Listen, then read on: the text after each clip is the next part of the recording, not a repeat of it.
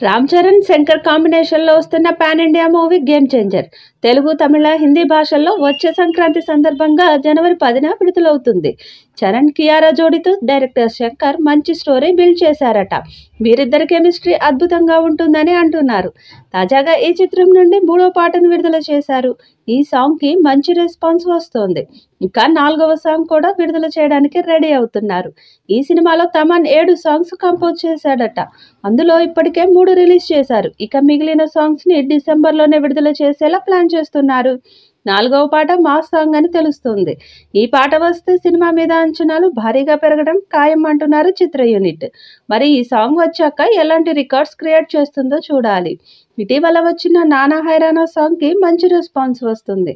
ఈ పాటను తెలుగులో రామజోగయ్య శాస్త్రి రాయగా, తమిళంలో వివేక్, హిందీలో కౌశర్ మునీర్ రాశారు. ఈ పాట కూడా మంచి వైరల్ అవుతుందంటున్నారు చరణ్ ఫ్యాన్స్. అయితే శంకర్ ఈ పాటను రెడ్ ఇన్ఫ్రాక్రమేరాతో చిత్రీకరించారు. ఒక్కో సన్నివేశం ఒక్కో పెయింటింగ్లా విజువల్ బ్యూటీతో ఉంది. మరోసారి శంకర్ మ్యాజిక్ చేసి తీరుతాడని అంటున్నారు. మళ్ళీ చూడాలనుకునేంత గొప్పగా పాటలోని ప్రతి ఫ్రేమ్ ఉంది. మ్యూజిక్ డైరెక్టర్ తమన్ ఈ పాటను మెలోడీగా ట్యూన్ చేశారు. ఈ పాట శ్రేయా ఘోషల్, కార్తిక్ పాడారు. బాస్కో మార్టిస్ కొరియోగ్రఫీలో ఈ సాంగ్ అద్భుతంగా ఉంది. విజువల్స్ కూడా చాలా బాగున్నాయి. లొకేషన్స్ బాగా అట్రాక్ట్ చేసే విధంగా ఉన్నాయి. గేమ్ చేంజర్ నుండి వచ్చిన మొదటి 2 పాటల్లో శంకర్ మార్క్ మిస్ అయ్యాయి అనే కంప్లైంట్స్ వచ్చాయి. కానీ ఈ పాట విషయంలో అలాంటి కంప్లైంట్స్ రావు. శంకర్ మార్క్ సాంగ్స్ ఎలా ఉంటాయో ఈ పాట ఆ విధంగా ఉంది. ఇక ఈ సినిమాని వచ్చే జనవరి 10న విడుదల చేస్తున్నారు. సినిమా కథ, తారాగణం ఎంపిక, సెట్స్ ఇలా ఏది చూసినా శంకర్ స్టైల్, రిచ్నెస్, హెవీనెస్గా ఉంటాయి. గేమ్ చేంజర్లో కూడా ఇలాంటి ఓ పాయింట్ చూడొచ్చు. ఇప్పటికే వచ్చిన సినిమా టీజర్లో శ్రీకాంత్ పాత్ర ఎలా ఉంటుంది అనే విషయం చూపించారు. ఈ సినిమాలో ఆయన సీనియర్ రాజకీయ నాయకుడిగా కనిపిస్తాడు. ఆయనను ఓల్డ్ గెటప్లో చూపించారు.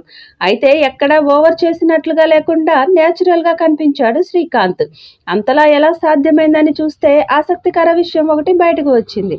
అదే ఆ పాత్ర లుక్కు స్ఫూర్తి ఆయన తండ్రేనట. శ్రీకాంత్ తండ్రి ఫోటో అంటూ ఒకటి సోషల్ మీడియాలో కనిపిస్తుంది.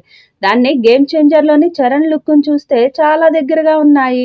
ఆ ఫోటోను రిఫరెన్స్గా తీసుకునే శ్రీకాంత్ లుక్ను ప్రొస్థెటిక్ మేకప్ ద్వారా సిద్ధం చేశారంట. శంకర్ పాత్రలు, దానికోసం ఆయన పడ్డ కష్టం గురించి మరోసారి చర్చ నడుస్తుంది. శ్రీకాంత్కు వయసు అయ్యాక ఎలా ఉంటారా అనడానికి ఆయన తండ్రి ఫోటోనే వాడుకోవడం శంకర్ ప్లానింగ్కి నిదర్శనమని అంటున్నారు నెటిజన్లు. ఇక ఈ సినిమా గురించి చూస్తే సంక్రాంతి కానుకగా జనవరి 10న రిలీజ్ చేస్తున్నారు. మరి ఈ సినిమా ఏ స్థాయిలో హిట్ అవుతుందో చూడాలి.